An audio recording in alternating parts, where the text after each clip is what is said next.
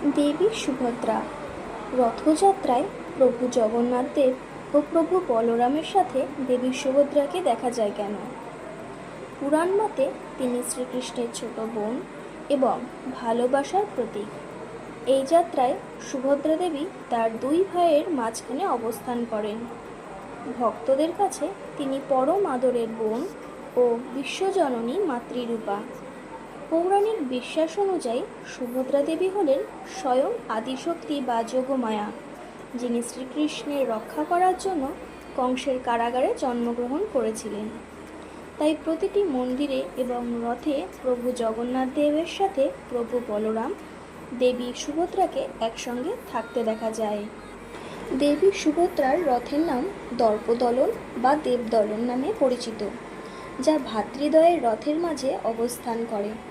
দর্পদলন কথাটির আক্ষরিক অর্থ হল অহংকার পদলিত করার প্রতীক। লাল কালো কাপড়ে আচ্ছাদিত থাকে তার রথটি। বৈষ্ণবীয় ঐতিহ্য তাকে শ্রীকৃষ্ণের বোন এবং মহাশক্তি হিসেবেও বিবেচনা করা হয়, যা যাত্রাপথে অশুভ শক্তি বিনাশ করে শান্তি ও মঙ্গল আনে।